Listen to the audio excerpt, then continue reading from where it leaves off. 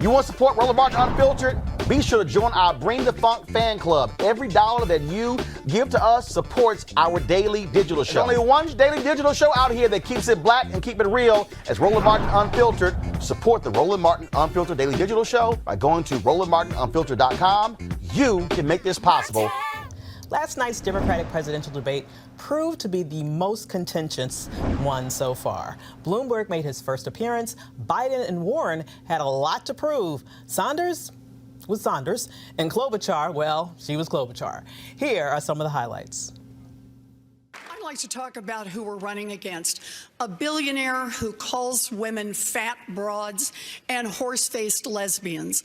And no, I'm not talking about Donald Trump. I'm talking about Mayor Bloomberg. I actually welcomed Mayor Bloomberg to the stage. I thought that he shouldn't be hiding behind his TV ads. I don't think you look at Donald Trump and say, we need someone richer in the White House. Let's put forward somebody who actually lives and works in a middle-class neighborhood in an industrial Midwestern city. Let's put forward somebody who's actually a Democrat. Look. The one thing that I'm really worried about, embarrassed about, was how it turned out with stop and frisk. It got out of control. And it's not whether he apologized or not, it's the policy. The policy was abhorrent, and it was, in fact, a violation of every right people have. I have no tolerance for the kind of behavior that the Me Too movement has exposed. In my foundation, the person that runs it's a woman. 70% of the people there are women. In my company, lots and lots of women have big responsibilities. They get paid exactly the same as men. And I hope you heard what his defense was. I've been nice to some women. Mr. Mayor, are you willing to release all of those women from those non-disclosure agreements so we can hear their side of the story? There's agreements between two parties that wanted to keep it quiet, and that's up to them. We are not going to beat Donald Trump with a man who has who knows how many non-disclosure agreements and the drip, drip, drip of stories of women saying they have been harassed and discriminated against. That's not what we do as Democrats. I believe in democratic socialism for working people, not billionaires. What a wonderful country we have. The best-known socialist in the country happens to be a millionaire with 3 houses. What did I miss here? Well, you'll miss that I work in Washington, House 1. That's the first problem. Live in Burlington, House 2. That's good. And like thousands of other Vermonters, I do have a summer camp. Forgive me for that. Where is your home? Which tax haven do you have your home? New York City, thank you very much. And I pay all my taxes. And I'm happy to do it because I get something for it. And Mitch McConnell, I've been the object of his affection and the president's affection. The way he's gone after me, this new Republican Party, after me, after my son, after my family. I don't need to be told I'm a friend of Mitch McConnell's. Mitch McConnell has been the biggest pain in my neck in a long, long time. And that's what we are saying, Pete, is maybe it's a time for the working class of this country to have a little bit of power in Washington rather than your billionaire campaign contributors. All right, look, first of all, I know. And if there are a few people who make ugly remarks, who attack trade union leaders, I disown those people. They are not part of our movement. But leadership is about what you draw out of people. It's about how you inspire people to act. I have an idea of how we can move us forward. Stop sexism on the internet. We could nominate a woman for candidate for President of the United States. Mayor Buttigieg really has a slogan that was thought up by his consultants to paper over a thin version of a plan that would leave millions of people unable to afford their health care. It's not a plan, it's a PowerPoint. And Amy's plan is even less. It's like a Post-it note, insert plan here. Bernie, I'm more of a Microsoft Word guy. I must say I take personal offense since Post-it notes were invented in my state. So But you're staking your candidacy on your Washington experience. You're on the committee that oversees border security. You're on the committee that does trade. You're literally in part of the committee that's overseeing these things. And we're not able to speak to literally the first thing about the politics of the country to ourselves. Are you trying to say that I'm dumb, or are you mocking me here, Pete? I'm saying that you shouldn't trivialize I made that an knowledge. error. People sometimes forget names. He's basically saying that I don't have the experience to be president of the United States. I have passed over 100 bills as the lead Democrat since being in the U.S. Senate. I am the one, not you, that has won statewide in congressional district after congressional district. But let's just be clear. Missing a name all by itself does not indicate that you do not understand what's going on. So on yesterday's show, Roland predicted that Elizabeth Warren would use this opportunity to get back in the game. When you're running, it's about how do I set myself apart from the other candidates. Right. You have Joe Biden, who is dependent upon large donors. You have Pete Buttigieg, who's dependent upon large donors. Again, when you look at what Sanders, how he has been able to rise, when you look at what made Elizabeth Warren, who really became a United States Senator, when you look, it was looking at Wall Street big money interests. That still resonates among lots of people. But again, the other thing I think is going to happen tonight, and this is where, again, I keep bringing up Warren for this reason.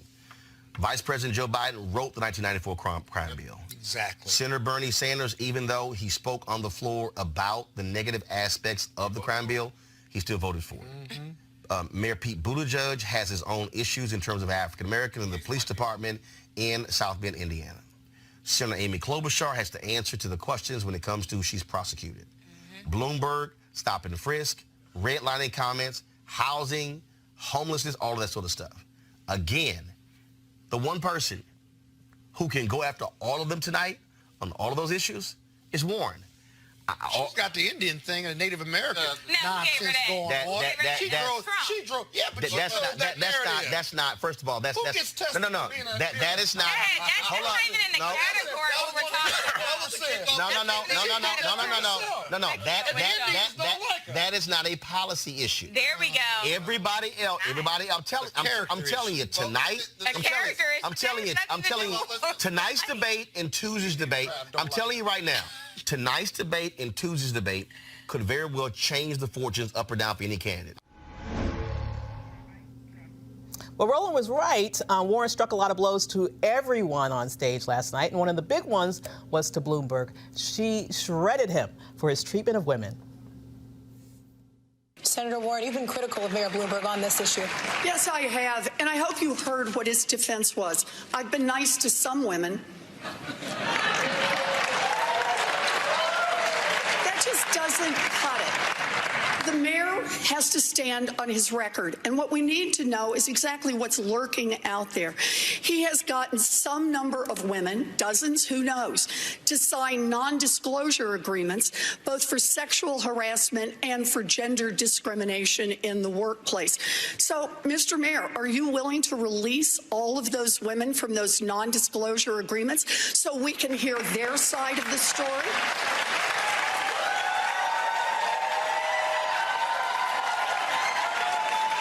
We have a very few non-disclosure agreements. How many is that? Let me finish. How many is that? None of them accuse me of doing anything other than maybe they didn't like the joke I told. And let me put, there's agreements between two parties that wanted to keep it quiet, and that's up to them. They signed those agreements, and we'll live with it. So wait, when you say it is up to, I just want to be clear. Some is how many? And when you say they signed them and they wanted them, if they wish now to speak out and tell their side of the story about what it is they allege, that's now okay with you? You're releasing them on television tonight? Senator? No. Is that right? Senator Company and somebody else, in this case, a man or a woman, or could be more than that, they decided when they made an agreement that they wanted to keep it quiet for everybody's interest. They signed the agreements, and that's what we're going to live with. I'm sorry. No, the question is, are the women bound by being muzzled by you? And you could release them from that immediately. Because understand, this is not just a question of the mayor's character. This is also a question about electability.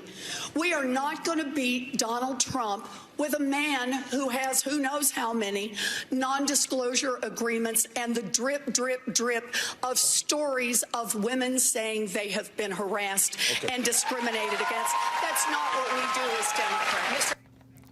So the next debate is February 25th in Charleston, South Carolina. Joining me on the panel tonight to talk about last night is Reese Colbert, Black Women's Views, and Erica Savage-Wilson, host of Savage Politics podcast. So that was an interesting night, was it not, ladies? Popcorn and wine. I had a drinking game. Whoever says I'm the one. And I had Amy in mind because she is, I'm the one. Yeah, a little bit moderate. Yeah. Well, you know, and also I'm just wondering, where's your summer camps?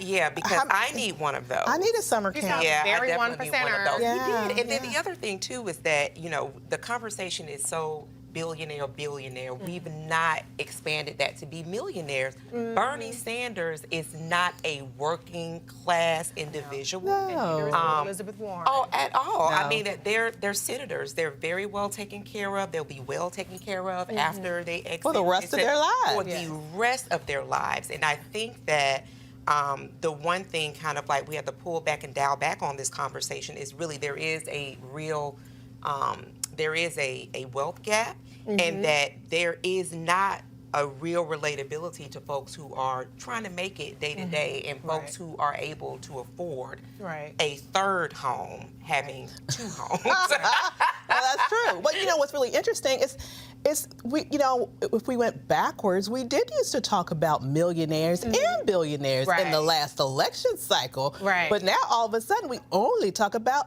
billionaires. Sip that tea. And you know what we haven't been talking about is poverty. We haven't been talking about homelessness. We haven't been talking about rent. We haven't been talking about a variety of issues. Last night was a great slugfest if you're into people duking it out. But it was so light on substance. I mean, we rehashed the Medicare for All thing. We didn't break any new ground there. We didn't talk about foreign policy that I can recall. No. This was a debate in Nevada. And you had a Latina woman who was from Telemundo, and we barely talked about even Latino issues. Well, Mexico's president. And we talked about that. That was poo-pooed. And Miss Millie, you know, who cares if I don't know the name of the Mexican president? And I thought that was a little disrespectful, how they just kind of like poo-pooed her every time she talked. The moderators had no control whatsoever. It was just a complete shit show, just to be perfectly honest. But the thing about it is that we continue to talk less and less about substance, about what is making the Democrats better than the Republicans. Absolutely, and all that is talking about what makes the Democrats that real differentiator is that you're talking about things of substance. The census 2020. So they just started rolling out commercials this week around it. I've been to summits, but we've not had, and you're talking about poverty as well. I know the Bishop Dr. William Barber, who is a tremendous voice.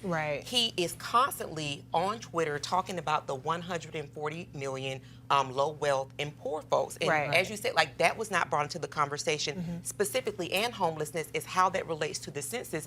This first decennial census is going to be the first census where it is 80% digital. And so, and you're talking about those communities. We have communities that are on reservations that have P.O. boxes as addresses, things that really do impact the ways in which folks build political power. Those things were not discussed last night. And so when you talk about missing the mark, when you're talking about actually sustaining democracy along with issues, disinformation campaign. You know, Trump rolled out his re-election team rolled out a tweet, I believe, around, well, listen, you want to click this link so you'll be the first one, so we'll be the first ones to get counted for the census. Like, what kind of shit is that? It does not actually roll out until the middle of March, around March the 12th. There are several different phases of that. So those are the things when we're talking about a big tent party. I agree with you, absolutely, Reese, that those are the things that really needs to be threaded in conversations at that level so that folks that are watching and paying attention and that are really getting involved with democracy now understand that it is important, not just hearing it from us and hearing it kind of around the table, but hearing it at that level. But it seemed to me, honestly, that everybody was in their feelings about Bloomberg. That's really what last night was about. That's what last night was about. It's about, we've been out here for God knows how long, going every damn nook and cranny we can kind of go to trying to get votes, trying to raise money, and you're going to canoodle your way up in here in the last minute and just throw bags of cash. And I really feel like there was just this cathartic need to jump them last night. That's what I felt we watched. That did happen. But how many votes did they steal from Michael Bloomberg in Nevada? 0. Yeah, those 36. How many votes did they steal from Bernie Sanders in Nevada? 0. Yeah. Who has the votes to give? Bernie Sanders. So mission not accomplished. I understand that, a lot of them were releasing. Okay, Amy and Pete, Elizabeth Warren unloaded on everybody. But what you need, if you look at the aggregate polling data in Nevada, 30% is what Bernie Sanders is polling at right now. That's a blowout.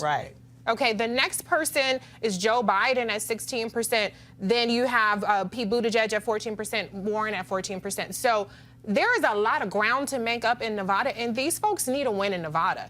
People are thinking about taking out Bloomberg for Super Tuesday. You might not make it to Super Tuesday. Oh, absolutely. And I mean, like, even when they were interviewing folks after the debate, specifically young people, you think about the population of young people that they have in that state, they were not moved. And it was at least 90% of those people were for Sanders. And so Biden actually dropped because he was 17%. So he's actually dropping, so which is not a good sign. And especially when we're looking, as you said, Super Tuesday, we've got, 25 states, I think it is? 16 contests. 14. No, excuse me, 14. And then American Samoa, the expat folks, expat folks. And so when we're looking at those particular states, 3 out of that whole 14 or that collection have the largest population of African Americans.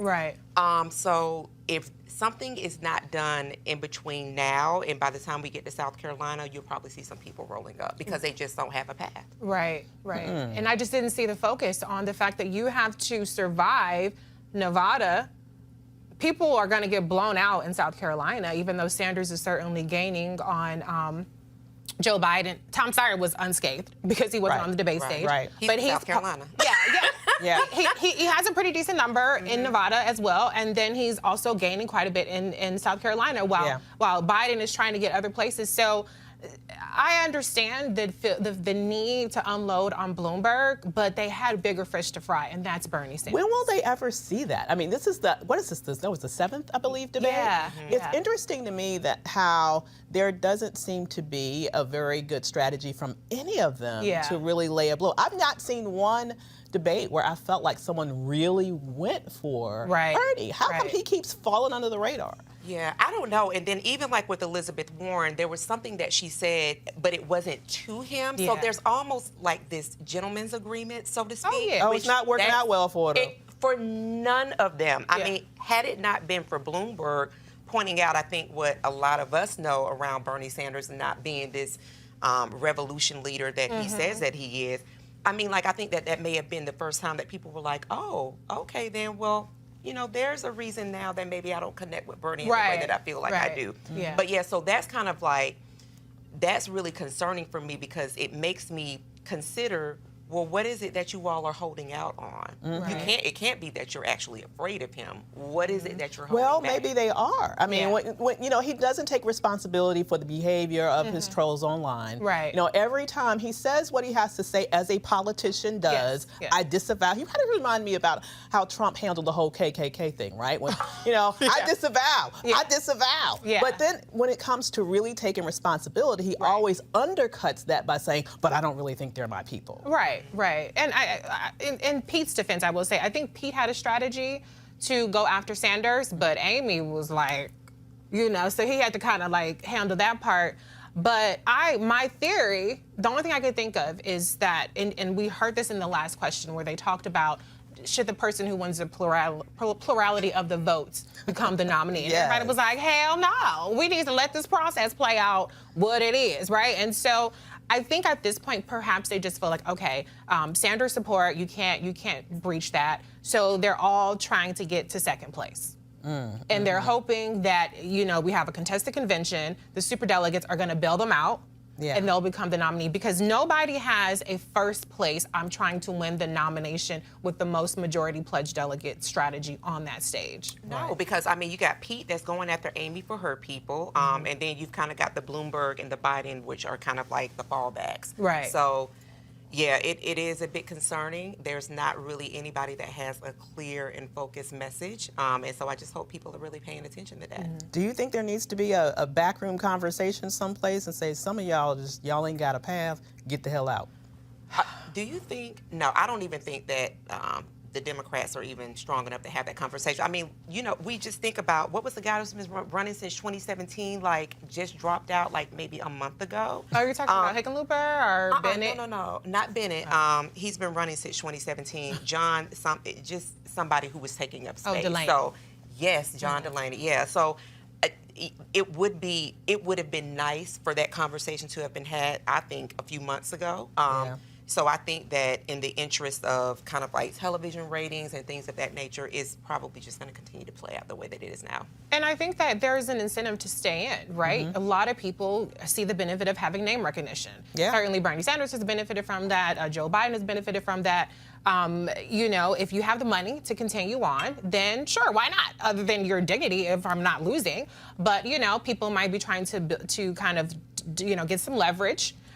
They're meeting lots of people. They're meeting donors and things like that. Look at Andrew Yang. He dropped out. I was just getting ready to say, Yang was able to parlay that into a contract with CNN. Like that. And then when you look at his background, I kind of thought he was more accomplished than what I actually read. I was like, what? Well, I know he's rich, right? He's a successful businessman. Well, he's the owner. I don't even know that I was unimpressed. Okay. But he actually runs. It's nothing wrong with a nonprofit. He runs a nonprofit. He used to manage a test taking facility. So it's not. I thought he was this huge big tech guy. He really isn't. Yeah. We could say the same thing for Peter. So it just really, anybody that has the kahunas to run. Right. Absolutely. So we still have a lot more drama to go, ladies. Yes. All right, folks, back to our Roland Martin Unfiltered video in just one moment. Are you looking to enhance your leadership or that of your team in 2020? Join our newest online course and mastermind group, How Successful People Think. Dr. Jackie Hood Martin will be your guide as you learn timeless leadership principles to apply to daily living. The offer expires February 28th. To register or start the online course, go to www.live2lead.com/Leesburg, www.live2lead.com/Leesburg. Now back to your Roland Martin Unfiltered video. You want to check out Roland Martin Unfiltered? YouTube.com/Roland S. Martin. And subscribe to our YouTube channel. There's only one daily digital show out here that keeps it black and keep it real. It's Roland Martin Unfiltered. See that name right there? Roland Martin Unfiltered. Like, share, and subscribe to our YouTube channel. That's youtube.com/Roland S. Martin. And don't forget to turn on your notifications so when we go live, you'll know it.